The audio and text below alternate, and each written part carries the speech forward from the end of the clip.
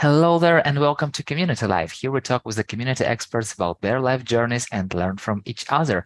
And today we have a conversation with Piper Wilson, a community expert and consultant who draws a lot of her methodology from her history as an air traffic controller in the military, a systems thinker, an insightful speaker, and a very kind and helpful community world person. So, hello, Piper. Hi, Yuri. How are you? Yeah, I'm great. I told you, I don't know why, but it's like 49th episode and we didn't have this conversation with you before. So let's Mhm. just fix it. Let's just do it right away. All right. So the first question, do you have a Vespa? Not anymore. I used to. I loved it. And I keep when I see people riding in one around here, I say, I miss my Vespa. And my boyfriend says, well, go get one. So but I'm getting older now. I'm much older now than I was when I had it. And so I'm afraid of falling.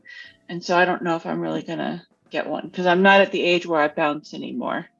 I How did feel like you I'm gonna fall down and go crack. how did you feel when you got your first one?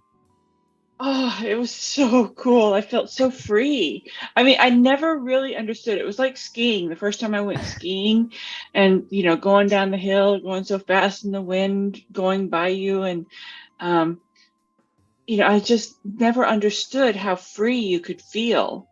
And, you just go fast in a car. That's kind of cool. But, when the wind is flying by you, it makes a difference. And, you know, and you forget that it's dangerous, which is a problem. You have to remember that it's dangerous, but it's thrilling. It really is. Okay, so tell me now more about your skiing experience. Oh, well, I've only skied a few times. And that was back in my air traffic control days. And it was with people it was when I was living in Albuquerque and we drove up to Colorado and they took me they let me go on the bunny slopes and that's where I went and they all went on their expert slopes and and then I was on my bunny slope and I was working really hard and the instructor goes, wow, turn around, look at those people coming down the slope. That's what you should look like when you ski. And I looked up and those were all my friends coming down to get me for lunch. Yep, that's them. It was the first and the last time you skied? No, it wasn't the last time I skied, but I think I've only skied about 4 or 5 times. It, Okay, so but it was too far away to do consistently. I feel And like I you didn't. enjoyed Vespa much more. Yeah, yeah, I did. And but I'm in Texas, so everything's a little far away in Texas, and so it takes a long time to go. But I stopped riding my Vespa because I got a service dog to help with anxiety, and he was too big to ride on the back of the Vespa. So I sold my Vespa, and and then he became um, protective, which is not a good feature in a service dog. Mm. And so I had to adopt him out to someone else. And then I didn't have a service dog or a Vespa anymore. So I'm gonna Crazy. have to get the Vespa back. I feel like you should have left the dog, you know? Like, Yeah, and but he died now. He got yeah, old. yeah. He was, but his name was Toothless. He was really cool. He looked like the dragon Toothless, and so I named him Toothless. My son came up with the name, and he's like Toothless, and he was joking. I'm like, oh yeah, that's awesome. Let's do that. Wow, really? He was Yeah. so the same looking as this dragon from the cartoon? Hmm. I can imagine. It's Yeah. so amazing cartoon, by the way. Yeah. It was a good cartoon. I'll send it. I'll send it to you. I'll send you a picture Do later. you like cartoons? I do like cartoons. What is your favorite one? Recently. Uh, There are a lot of them. recently, the favorite one is Moana. We call it the Hey Hey movie. Why? Why so? Because Hey Hey is the one that saves the stone at the end of the movie. If Hey Hey hadn't come along, and Hey Hey hadn't been there to save the stone in one of the last scenes of the movie, everything would have been, so Moana had a big part to play, but Hey Hey was the one that saved the stone. So we call it the Hey Hey movie. By the way, if you're talking about Moana, have you Hmm. heard that they are going to shoot the movie with The Rock? Are they really? Yeah, Oh, I saw it, and then that's and he was like sharing his Instagram videos and Twitter videos, like, "Hey, we're shooting, we're going to, it's connected too much with me, and I love it, and we with Disney are going to make a movie out of Moana." So, uh-huh. you know, Oh, that's awesome. all the great things together. Oh, that's so cool. I love The Rock. I'm gonna leave my partner for The Rock as soon as The Rock figures out I exist. I like yeah, I won't tell The Rock about that.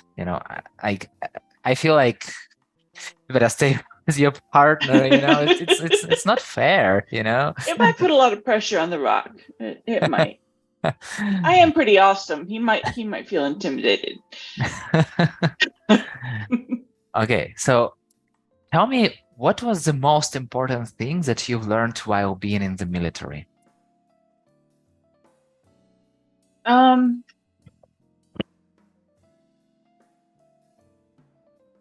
hmm, that's a hard one. Um,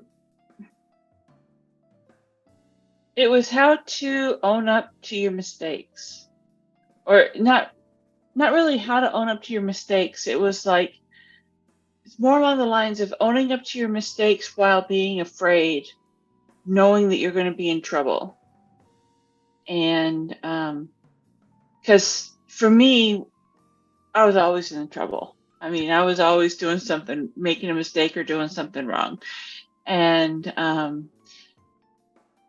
it was a constant battle for me to, you know, private, did you do this? Yes, or yes, sir. Yes, ma'am. I'm like,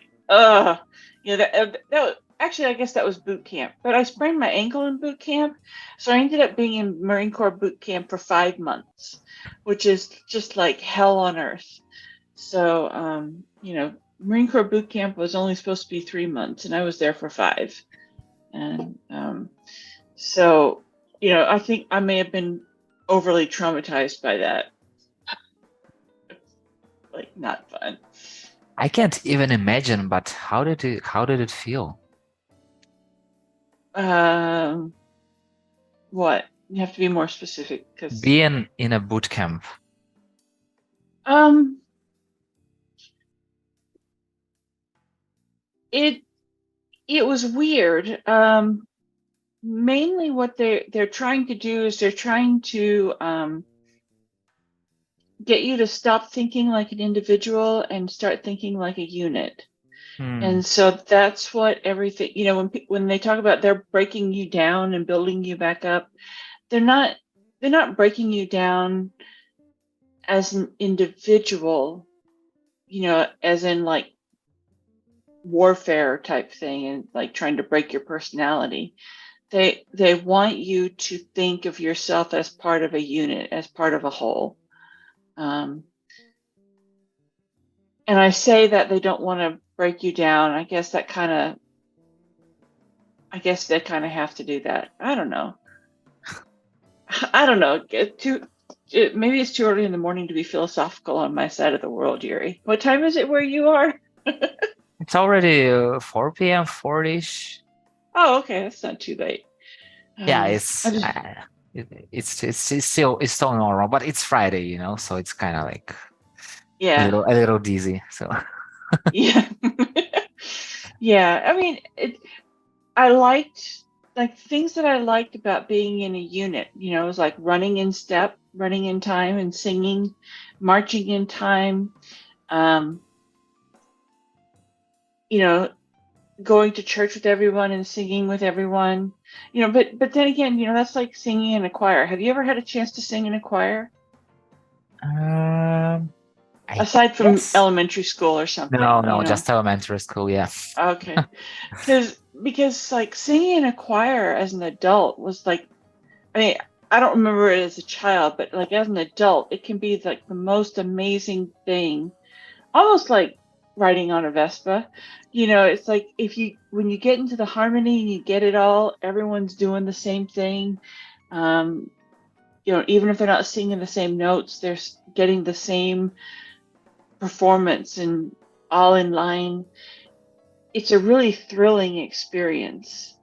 And I think it's really cool to be part of a unit like that. I remember this video that Ilker shared at one of the Between Two Water course when there were like thousands of people playing and singing together. No, that was me. It you shared this video? Yeah, just last Ah, week. no, it was previously. It was sometime Oh, before. oh, But maybe it was Ilker. Okay, because I shared one just this last week. Some guy played the audience hmm, where, no, no? Okay, maybe it was a I feel different like not. one. But the idea of this video was that it was some small city, and they wanted to well-known band to go and play into their city, but it was too small, so they agreed and they collected like I don't know 10 or 11 thousands of people who were like doing like playing the guitar, playing drums, singing, and it was like all together. It was like Oh, no, that's cool. That's not me. That was not mine. so just seeing that video, it was like, is it even possible? But yeah, Oh, I will share it with you. I will share it with you after yeah, the share it with show. me. And Yeah, share it with me. tell me, why did you leave military? I had Achilles tendonitis. I couldn't really walk or run anymore. So they kind of want their people to be physically fit, and I can't. I even today I can't. My leg is weak. I can't run. Hmm. I can wear high heels, so that's cool. Yeah, I saw your photo at the CMX Summit. By the way, have you ever thought about being a clothes designer? No, why? I don't know. It just has that great outfit, and I was like, I ever have No. something. Oh, thank you. No, I can buy clothes with the best of them. I don't think I could design them. I'll just buy them. Got it. So, Piper, let's start from the beginning. Tell me about your parents. Who are they? My parents. Let's see. Well, I have my parents divorced when I was very young, so I have two sets. Um, my mother and my stepfather lived in Austin, Texas, which is where I'm at now. And my mother was a hippie when I was very young, and now she's a conservative right-wing Republican, loves Donald Trump, thinks he is the cat's meow. So we do not talk politics or news. We don't talk about anything that comes across the airwaves. Um, and my stepfather died about 10 years ago, but they were very much into education and taught the importance of education and wanted us to get good grades. And they're the reason that I took 3 years of French and 2 years of Latin, things like that, because they wouldn't let me take basket weaving or something like that. They wanted us taking classes. And then my dad and his wife, they live in Seattle, Washington, and they are left wing, more liberal. I only say that I was like, I think most people don't explain their parents in political terms, but it kind of comes about that way, because like my mother made that transition from hippie to conservative. I kind of feel like I have to, like, my father is liberal. Um, my father was he was Canadian, and he came down to visit his brother. When he crossed the border, he had to register for the civil service, or um, No, that's not the right term. But he had to register for the draft when he crossed the border to visit his brother down here in the States, and he got drafted. And he never had to go to Vietnam, but he met my mother when he was in the army, and they got married then. And so my dad and his wife, they live in Seattle. He was an accountant, and he's really cool. He reads a lot. He's writing a book. He's got his business card. He says, let's see, I got his business card here. I don't think you can. Oh, there we go. It's backwards Yeah, though. yeah. You don't stop living when you get old. You get old when you stop having fun. Travel, learn, play bridge, do something. And, yeah, I used to accuse him of being a card shark at the little old ladies at the nursing homes. And then I realized that my dad was actually old enough to be playing in the seniors with the seniors. I'm like, oh, duh. Really? Yeah, like, oh, really? Oh, really? You're not 30 anymore? How'd that happen? Yeah, and what do you think, like, what is one thing that you got from your mom, and what is one thing that you got from your dad?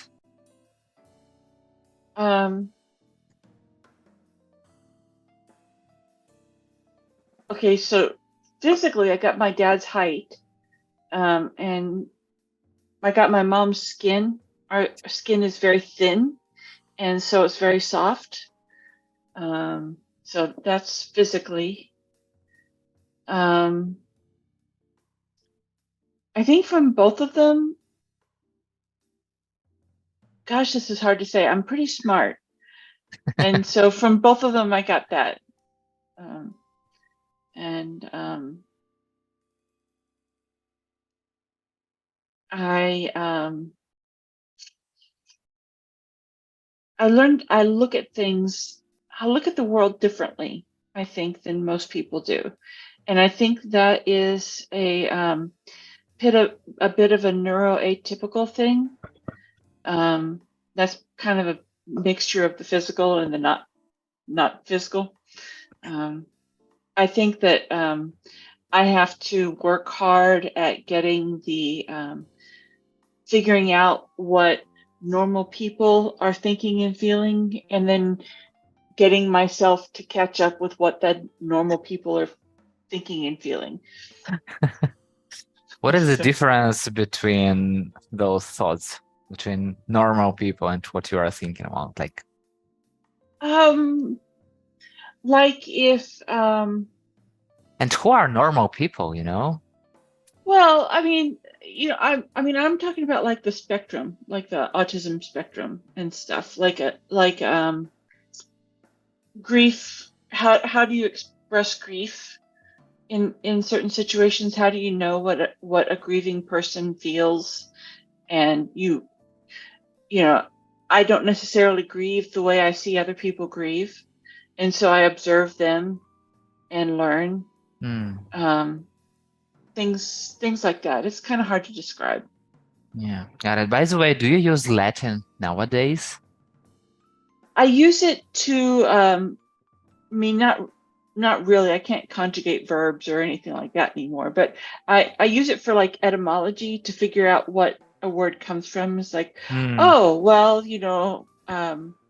aquifer, aqua, water, things like that. I can use it to help me figure out what the word might mean, but that's about it. And I can't use French at all. Do you keep practicing Latin? I don't know, Duolingo or something like that. No. Latin's dead, and I was real disappointed when I got past the first 2 years of Latin that it was all translating other written works. It wasn't like, and I felt like, I don't know. It was like I realized that what they meant by the language being dead is because all they're doing is rehashing old things. It's like, I don't care what Caesar said, Yeah. I don't know. Okay, so let's move closer to yourself. Tell me a little Uh, about your childhood. What is the first memory of childhood that comes to your mind right now? ooh, first memory of childhood that comes to mind is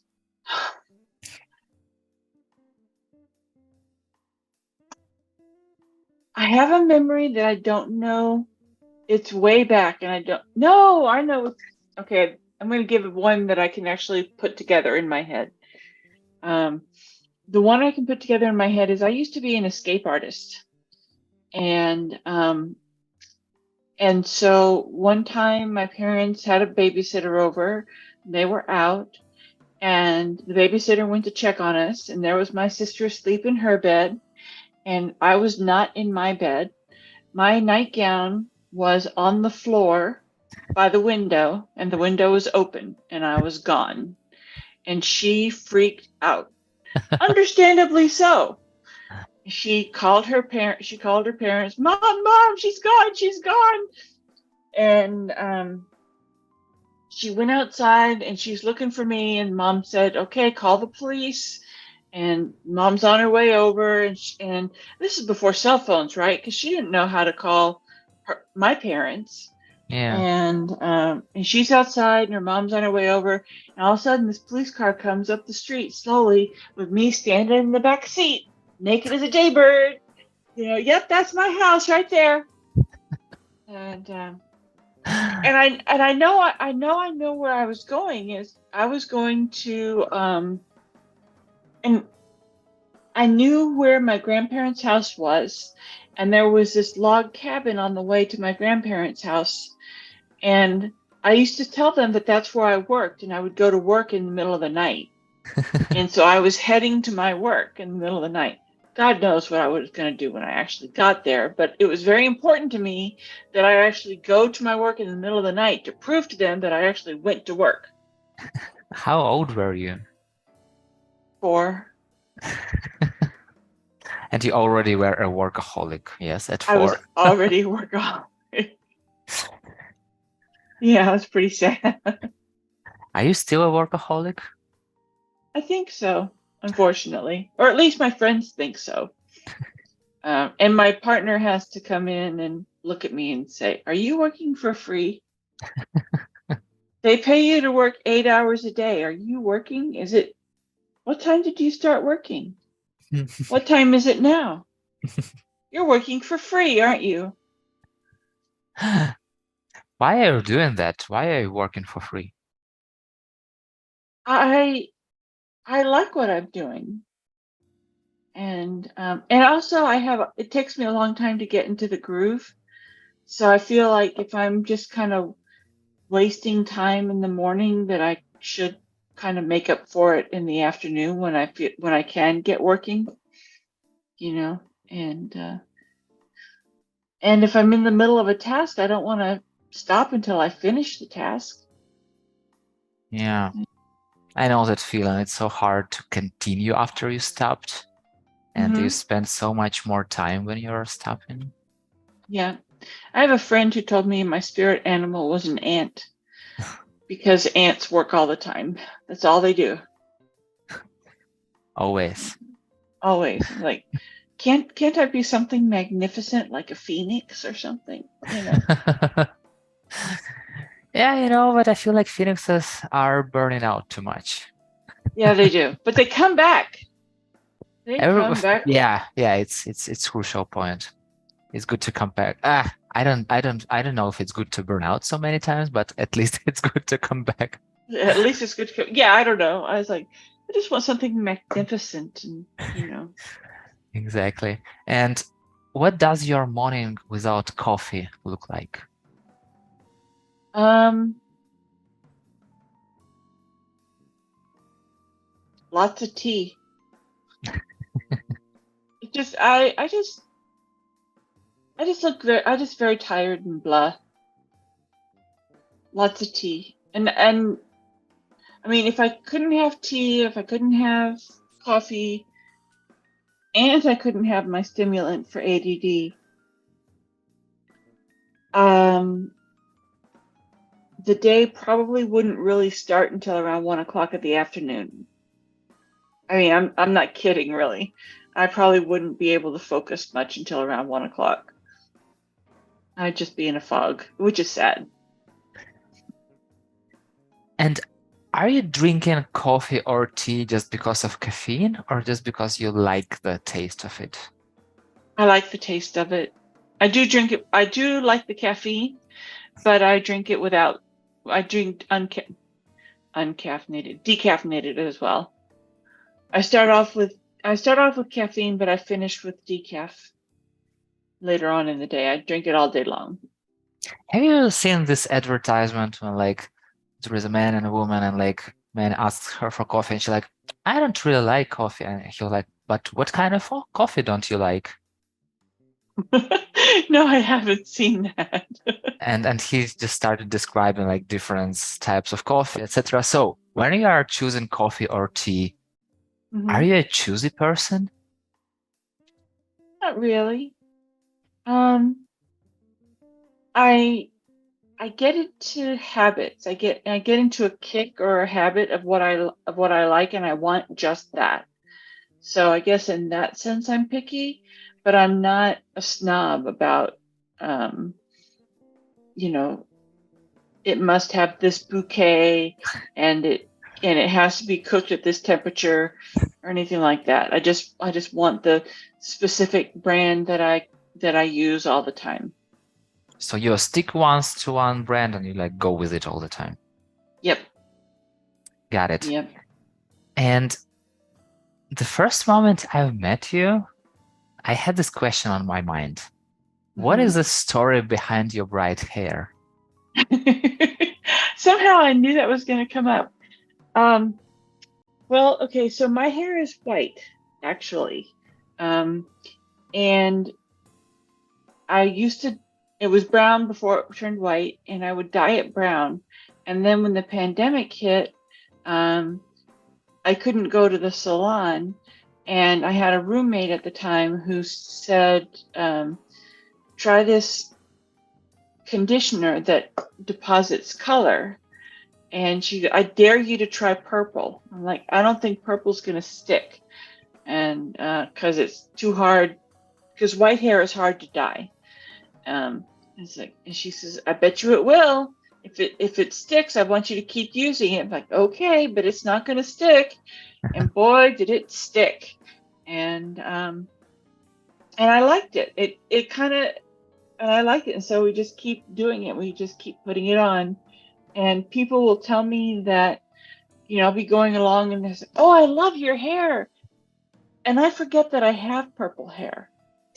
It's just, I think I just go along. I keep thinking I have brown hair until someone mentions it. And I'm like, oh, yeah, thanks. Oh yeah, what are you talking about? It's weird.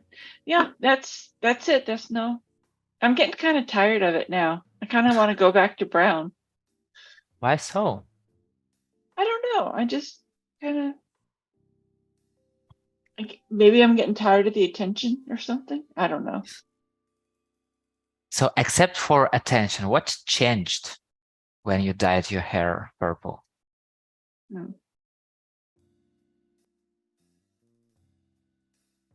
That's an interesting question.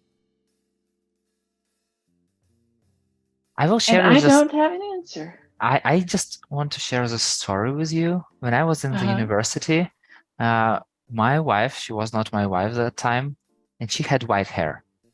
Uh-huh. And once she dyed brown. And I don't know why, but it was like a big audience. It was a big lesson. It was a break before teacher came up. And I just stood up and like, I don't like your hair. I don't know what went back then, but I also feel like at this moment, she noticed me. I bet she did. And that's how our story started. And since that time, we're still together. Wow, that's an interesting start. What did she say about that? I asked her after that, and she was like, "Oh, I thought that you are some kind of stupid guy. Like, what is he thinking? Like, who is he? Because she didn't even notice me too much, but then like I feel like it was the beginning. At least that's the story I'm telling myself. So you never know. Well, it's the beginning of your story. Yeah, and it was really very fun. But yeah. Hmm. So Well, that's that's exactly why I interesting. asked you, because Uh-huh. I feel like when you change in something in your visual, how you come up, I feel like that somehow it affects your life Hmm. too. So I just wonder Right. if you felt something similar. No, I mean because it's not like I did it all at once. It was, it was like it was just the roots and it kind of grew out like this. And Mm, it took about 2.5 years for it all of the brown to grow out. Um, all of the brown dye to grow out. Um, what was fun was for a while I could French braid my hair and it would just look like there were stripes in the back because of the colors would just crisscross back and mm. forth, and it was very interesting looking. But no one can see that on Zoom, so it doesn't matter anyway. Yeah, nowadays reality. Yeah, that's why I Good. just leave my hair down anymore. So, I used to always put my hair up and do different things with it, and no one can see it, so why bother? Piper, what can make you feel like you are missing something out? Hmm? I don't understand. Do you deal with FOMO? Oh, yes. So what can makes you feel this FOMO? When I see other people laughing, I want to be what I want to know what's making them laugh, and I want to laugh too. Do you ask them Uh, usually like, hey, what was the joke? Why are you laughing at? sometimes, sometimes, but sometimes it kind of just makes the laughter end, and I don't want to make them stop laughing. I just want to be a part of it, you know. Yeah. Um, and sometimes, like if there was a really good meeting, people were coming out of a meeting, or they're talking about this great meeting they had. It's like, oh, dang, I wanted to be there, or if there's something fun that people are going to go do and I'm not going to be able to go. Yep. I'm just like, oh, how sad. Now I'm going to have a pity party for me. How's your pity party look like? Oh, I'll probably just play a game on my phone or something. I don't really pay a lot of attention to it. What's the game are you playing? Carcassonne? Have you heard of that one? I guess no. What It's a it's about? it's a board game. I have it on my phone, but it's a board game and you play it with tiles, and it's got city, road, and fields, Hmm. and you kind of build this puzzle out together, and you get points for putting cities and roads and stuff together. It's not like someone said, "Oh, it's like the." I can't remember what game they thought it was, like Sim City. They said, "Oh, it's like Sim Mm. City." It's like, no, it's not like that at all. Um, but it's fun. Let me see if I can Is it pull your up a picture favorite of it. game? It is at the moment. Scrabble's my other favorite game. Hmm. Let's see. I'm pulling it up to see if I have a game in motion, because otherwise I'll just show you a blank board, and that's not going to be any fun at all. How Hmm. much time do you spend playing games? Um, it depends on how much time I want to distract myself from doing other things that I need to do, like laundry and dishes, and you know, um, it takes about 10 minutes to play a game, and left to my own devices, I can play 4 or 5 games in a row. Um, I also, I confess, I play Pokemon Go sometimes, and Yeah, that's the one but where I'm you have to find. some Pokemon surround you. Mm-hmm. Yeah, that one. But I'm getting bored with it again. I played it. I used to play it a lot. I kind of come and go with that one. I played it for a while and then I drop it and then I come back and drop it and stuff. So it's a fun one. Yeah, it's definitely a fun one, but where do you play Pokemon Go? Around the house here. They have the gyms and the stops and all those things in this area. They have a bunch of them. It was a way that I was able to bond with my kids when they were adults. I remember we were walking along and I had started playing it somehow. I'm not a video game person. Poor kids, they were like deprived of video games. I wouldn't let them in my house at all. And so they got video games when they went to their dad's house or to their friends' houses or something like that. They didn't have them at my house. And so after they were grown, somehow I got sucked into Pokemon Go. And we were walking around somewhere once, and I said, well, this Pokemon evolves from Ladybug. And my son goes, oh my gosh, Mom, we're having a conversation like this? I never thought I would hear something like that come out of your mouth. Sorry. Yeah, it's so fun. And are you a strict mother? I was really strict. My kids were on the spectrum, and so I had to be pretty strict and have a lot of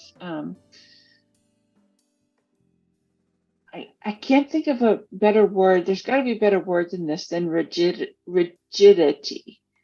You know, it's like the schedules had to be. I had to have schedules pretty firmly nailed down so that they had something to count on. And if their schedules were thrown off, then life got bad. So, you know, it was like, and I put them to bed very early. They needed more sleep. So they were in bed at 7, lights out at 7:30, so that they could wake up on their own. Because if I had to wake them up in the morning, then it was a nightmare. So they would wake up on their own around 6. And so, I mean, and that's 11 hours sleep. And, you know, it was rough. So I was a strict mom. What changed? Did I stop being a strict mom? Oh, after 6th grade, they each went to go live with their dad. Okay. So they stayed with me through 6th grade, and then they went to live with their dad. And now I don't have to be a strict mom anymore. How do you feel They about needed their that? dad. How do you They feel needed that? their dad.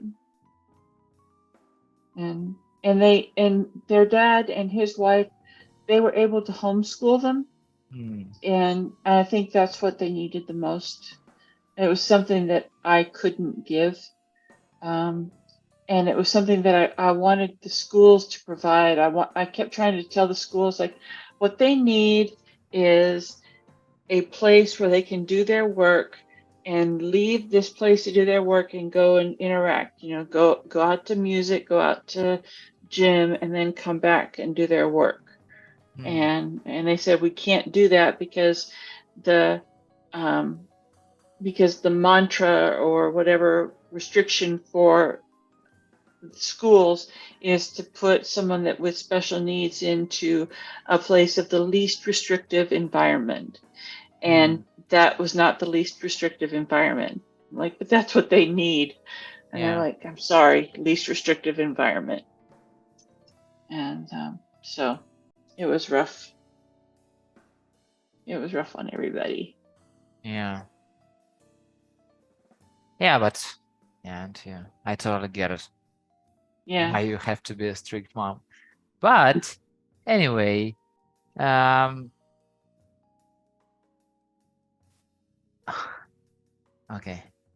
I'll just ask this question. I had some question on my mind, but it just left my mind. So let's just Okay. go further. So Okay.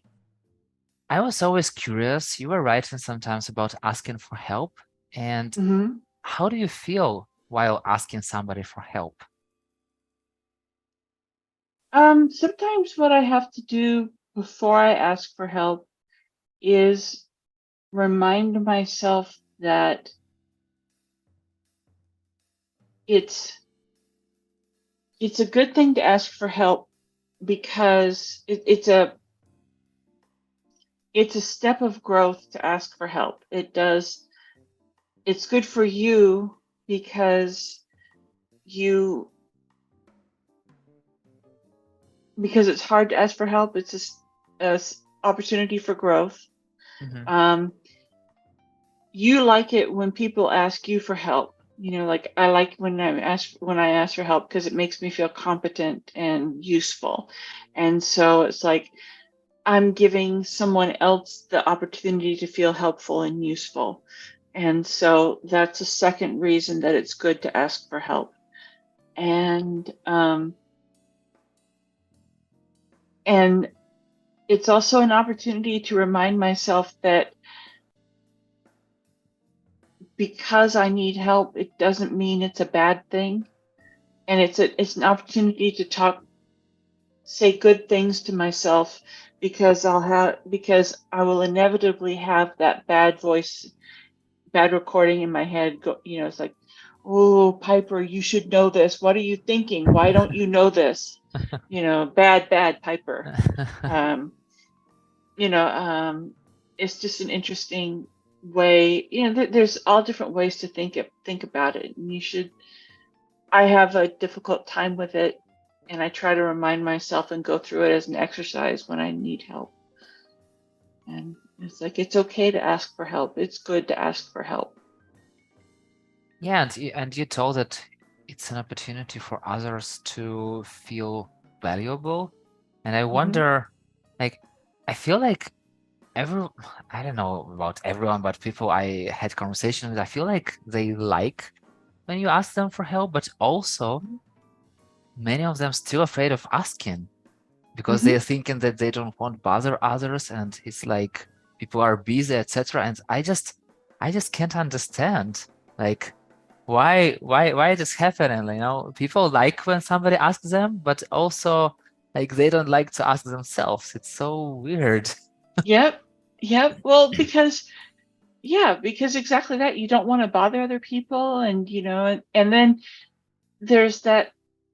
It's almost a feeling of shame when you need help because which isn't fair, which isn't really fair to other people, you know?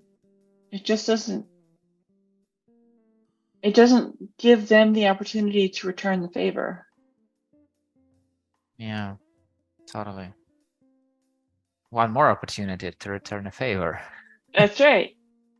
I really love it so much, feeling about asking for help as as as creating an opportunity for somebody to be helpful and return a favor. So thank you very much for phrasing it.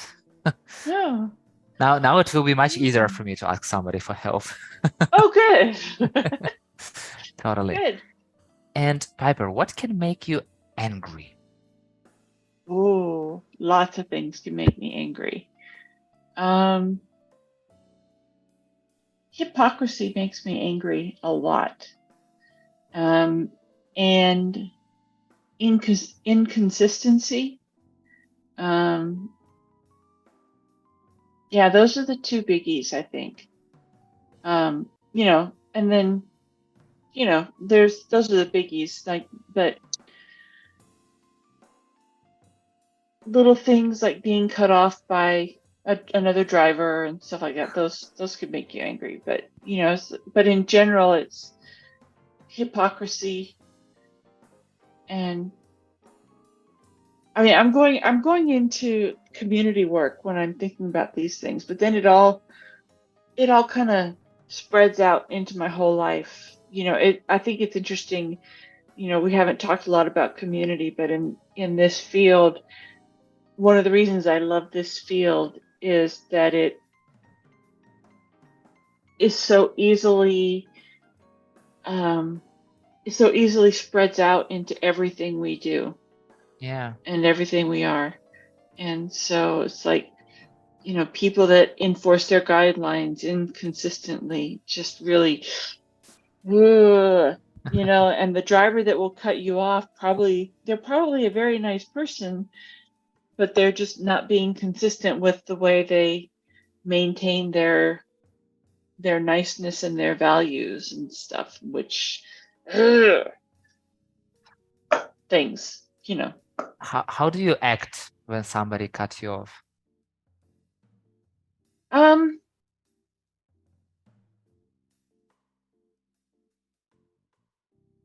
this is going to sound usually, believe it or not, I let it go really well. Um, I usually just kind of like, okay, here you go, come on in, and I usually do really well at letting it go. Um, my mother once told me, she goes, "Oh, you drive like a Christian. That's wonderful." Because I had stopped to let someone in. She goes, "Oh, that's so wonderful," and and so I mean, I think she means I drive with kindness and grace and all that kind of good stuff. And because some people will hear that drives like a Christian, you mean she drives like some hypocrite? Or making some Um, sacrifices, during the road. yeah. And no, it's I try to handle it with grace. If I'm frustrated and stuff like that, I'll get upset, but generally I handle it with grace. It reminds me this Back to the Future movie. Uh-huh. And it was a moment when they're standing on these highlights and they're starting to drive together, and then one car like crash or something. And Uh-huh. after knowing that it might happen, at this moment they are still standing there, and one car Hmm. starts going forward and another car starts going backwards. So Yes. it's always, when I see those types of drivers on the roads, like sometime before I was like, no, I won't let you in, or I will just go right in front of you or do something like, but then I understood like it's totally not safe, first of all. And secondly, Hmm. like, why should I risk myself? And Right. somebody who's riding with me, like, Hmm. let him go. They will find Yeah. their adventures somewhere on the road. Like, I don't And really. it just doesn't feel good. I mean, like if you sure you could, I mean, disregard the danger and all that stuff, you could do it. You can cut them off instead and keep them from getting in and stuff, but it doesn't feel good. Yeah, So why do it that way? yeah, So, totally agree with you. And yeah. besides of the road, if you are feeling Uh, angry, do you let it go easily? um, I don't know. I try to work through it quickly. Um, I try to make sure that I examine it and work through it, the process quickly, Hmm. um, and give it all the attention it deserves. Because I don't want to just be letting things go without acknowledging anything that needs to be acknowledged or handled. Because I don't want anything coming back to bite me later. That's awful. I hate that feeling. I hate it. I've done that before, and it's awful because it comes when if you ignore it, if you let it go and try to ignore it, then and it comes back to get you, it's always worse. Always, always. So I guess yes, but qualified yes. And how do you do that? How do you focus on that? How do you pay the exact attention it needs? Um, well, it's like, say I'm mad at this person for cutting me off. sometimes I'll be infuriated and sometimes I'll just be a little bit angry. So it's like, okay, so why am I so furious this time? It's like, and I learned this in therapy. It's like, okay, so the first thing that comes to mind is probably what the answer is. So it's like, why am I so furious at this person? Well, it's because I woke up late this morning. All right. So waking up late has nothing to do with this other person. That has to do with me. So can I take a deep breath and forgive myself for waking up late? And take a deep breath, try to forgive yourself. Now, does that dissipate the anger towards the other driver? Things like that. That's how I work through it. Got it. Once you wrote that many life journeys ago, you wanted to be a writer. Mm-hmm. So why did you want to be a writer? I feel like I have a lot to say. But I realize I'm not one of those people that can put it down on paper. That's why I stopped being a writer or stopped wanting to be a writer. Because I can talk and talk and talk with the best of them, but when you have to sit down and put your thoughts on paper and have them make sense and have people agree with you that you had something to say, that's the part that I couldn't pull off. And the other part is that I didn't have the discipline to write every day. And I believe writers are compelled to write every day. My son is compelled to write every day. He has notebooks everywhere and he's just writing every day. And if he doesn't, he feels like something's wrong. I never had that problem. So it's like, I'm not a writer. I just wonder why you wanted to be a writer. Oh. And you told that you have something to say, but at least it's not a writer, I feel like. It's more like a speaker, Yeah. So I wonder how these two traits are like comparing into like how they both fit into you, like wanted to say and not wanting to write, but still wanting to be a writer.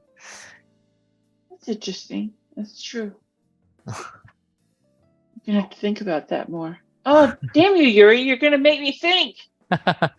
Oh, by the way, how do you feel about thinking? Too much work. Too much work. Exactly. I feel like one day, people will be just going on autopilot, just waking up, taking a shower, having some food, doing some work, going to shower, sleeping back, and like Yeah. Well, there's AI. You don't even need to go to work anymore. yeah, most likely yes. Have you seen this Wall-E cartoon? Wall-E, about the robot. Oh, Wall-E. Yes. Yeah. I feel like it's kind of the future we might face. Maybe not we, some of our children's of our children's. Yeah. But it was like they were just flying somewhere out of space. They were just lying on some moving things, and everything was made for them by robots, and they basically didn't even know how to walk. Yeah, that's true. I love the pizza plant. That was awesome. This is a pizza plant. Yeah, you never know. You never know. Maybe one day we can just look outside and see different kind of pizza growing out there and just shit, but we don't have to go and pick it, it will be picked for us. That's right. No, I don't want that future. No. I want pizza plant, but I don't want something to give me. I want to pick it myself. When you just go in the garden and you just picking like this fresh cherry or fresh cucumber, and so delicious. So I can imagine what can be fresh pizza. But anyway, it's too much thinking. Yeah, once again. Oh, too much thinking. Too much. Don't work that hard. Don't do that. Or it's dreaming. By the way, do you think there is like, okay, I feel like there is a difference, but do you think there is a big difference between thinking and dreaming? Um,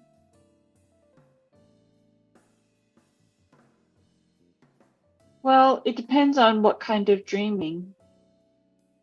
I mean, there's pie in the sky dreaming that, you know,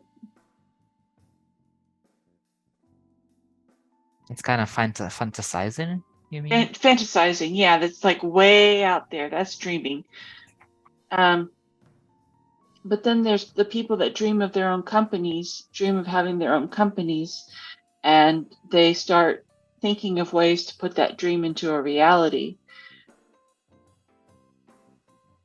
I think in that way, a goal is a dream of thinking of a dream. I don't know. I just lost all my train of thought there. Maybe when Do you we have maybe when we watch the recording, I'll have made sense. do you have some kind of goals or dreams in a way like I want my company, I want to write a book. Nah, not you don't want to write a book. Or I want to sing or something like that. I would like to speak more. I would like to do more speaking and teaching type things. Um, I would like to teach, but I don't want to be a teacher, at a school or something, because that's too much administrative stuff. Yeah. I would like to, security is my thing. So I don't think I want to be, I don't think I want to start a company or anything like that. Mhm. Because I need security. I want the security of working for someone else. Yeah. So no companies. Why do you like Um, teaching? there's a connection, I think, that you get with someone when you're teaching and learning from them. Hmm. And I like that energy exchange. It's a good feeling. It sounds a little more like mentoring for me because I had this experience of kind of being a mentor, but I was like, you know what? When we had the first call, I was like, I don't know what it means being a mentor. So let's Mm-hmm. just have normal people conversation. Let's just ideate. Let's just deal with it together because I don't know what it means to be a mentor. Mm-hmm. I have that same situation with someone right now. She's like, I want you to mentor me. It's like, I don't know what I'm gonna tell you. She goes, no, just do it. Just do it. Like, okay. And so we've been talking. I mean, I think there are ways to mentor that, like, you can, with goals, and that you can do it. I think I like the way I'm doing it now. More loosey goosey. And who else did you want to be? Who else did I want to be? Yeah, I mean, like in addition to a writer, Oh, I wanted to be an air traffic controller. I but you did. were, and you I were, was. and So I was. got that one. Check. Uh, What else? What else? wanted to be a doctor. Um, I wanted to be in uniform. Got that also. Um, I wanted to be a mom. Got that. I did a lot of the things that I wanted to do. Like the one thing I didn't get was like being a fighter pilot. The reason I wanted to be an air traffic controller was I saw the Thunderbirds. They came to town when I was in high school, and I saw them, and I was real up close with them, and it was really cool. And I thought, I want to do that. It's like, oh, it's going to be really hard. It's like, yeah, but I can do that. I can do anything I put my mind to. Yeah, but it's going to be really hard. Yeah, that's true. I don't want to work that hard. Okay, so I'll be an air traffic controller instead. Okay, and that's how I decided to become an air traffic controller. These conversations inside with yourself. Yes, yeah, I don't want to work that hard, and And still you are working hard, I feel like. yes, yeah, I do. I do work hard, but I didn't. But I didn't put in. Well, and it's a good thing I didn't try to become a fighter pilot because my leg gave out. I wouldn't have been able to do it anyway, and so And what about a doctor? um, I don't think I could do the residency now. The sleep deprivation part would get me. You know, they have those. I don't know how they do it in Europe, but here in the States, they're like awful to the doctors. You know, they like work them 20 hours a day or something like that, 6 days a week. I think, nuh-uh, nuh-uh. So it was also about working hard. Well, yeah, I guess that was about working hard. I guess well, by that time, I just didn't, I don't think I had the aptitude for the scientific part of it, you know, and I just kind of let that one go. And do you remember at what age did you start thinking about who you want to be? Um, I always had, you know, things here and there in my skull, like I want to be a doctor, I want to be president, you know, childhood things, right? Um, but I think that time when I decided I wanted to be an air traffic controller was the first time that one really stuck. That was the first time, and that was around 15, 16 maybe. Yeah. And I feel like you had a goal and you worked to it. Hmm. Yeah, that's one thing my parents did tell me, you know, that they said that I always did have a good um, way of doing that. That when I decided upon something, you know, it sometimes took me a long time to decide upon something, but once I did, that was it. That's what I was going for. And Yeah. Okay. So once you shared that you were doing this 30-day writing challenge on LinkedIn, and also it yeah, was a cohort, and it was fun uh-huh. that you've been making connections, comments, and giving likes, and you were temporarily banned on LinkedIn, which is weird, you Yes. know, temporarily banned Uh-huh. for being active. Strange. Mhm. Anyway, how did you feel at that moment? I felt awful. I Why? felt like, well, because, well, I didn't like breaking the rules. I felt like I'd broken all the rules and I didn't like it. And then I kind of felt like, whoa, how much have I been doing if I broke the rules on LinkedIn? You know, it's like how, you know, and then I started looking at how many hours I'd been doing this and what I'd been doing. And I started to look at and see if I'd been getting the return on it. And I hadn't been getting the same amount of return. And so I started kind of feeling like I'd been had a little bit. Um, by the other people. And so that's kind of where that sat. And then it was later with that writing challenge that I realized that it wasn't about writing. I thought it was a writing challenge, you know? It wasn't about writing. It was about getting connected on LinkedIn with other people. Hmm. And it wasn't about getting quality connections on LinkedIn. It was just about getting connected on LinkedIn. Hmm. And And that's why I decided to stop the challenges, because like, oh, okay, this is not for me.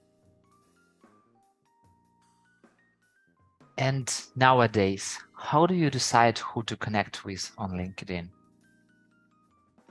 I connect with people that either write to me or have several connections that I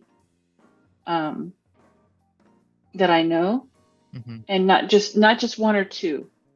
And some people, like someone connected with me. I'm more inclined to connect with someone that writes to me, even if they're not in my normal thing. But I will write back to them and say, why? Yeah. And one guy, I was pretty impressed. He actually wrote back and said, I want to sell you something. And I said, I'm not, but it was obviously a business thing he wanted to sell. It wasn't a little thing. I was like, I'm not a decision maker. I'm sorry. Thank you for your time. And he said, that's fine. Thank you very much for your time. You have a great day. And it was cool. It was a very nice exchange. And honest. And honest, yeah. And I'm pretty lucky. I don't have a whole lot of cold call type situations. I'll take it. I will take it. When you just joined a Facebook, your first photo was bagpipe. Oh, yep. Why so? Oh, I used to play the bagpipes in high school. Okay. Did you love Scotland? That was my high school mascot, was a Highlander. And they had a bagpipe band, and that's how I got started with it. And so I kind of love Scotland by default, just because that's what it was. And my stepsister danced Highland dances as part of the school thing, and I think my my father's family was Welsh, and so that was kind of close to Scotland.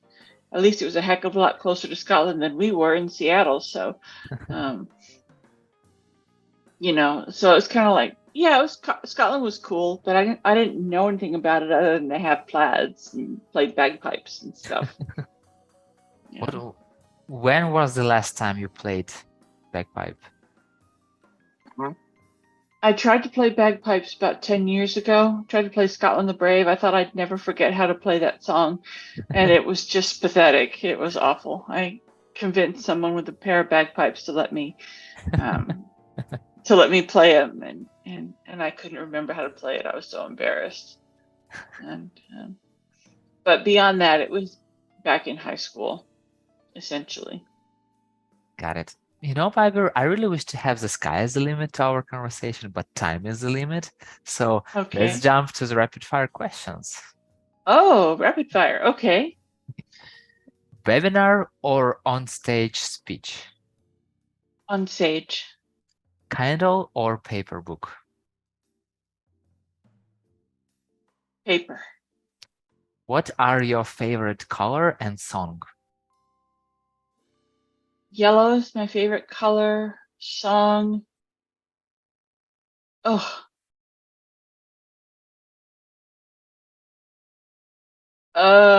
Fight song. We'll go with that. Welcome to the yellow team. Finally, you're the first person who told that their favorite color is yellow. If you were a superhero, what superpower would you have? Oh, invulnerability. Who do you learn from in the community world? Name just one person. Oh, I can't. That's not fair. I can't name just one. That's all what the rule is, It's all about just one person who came into your mind right now. All right, Carrie Melissa Jones. Name two people who I should definitely have this conversation with.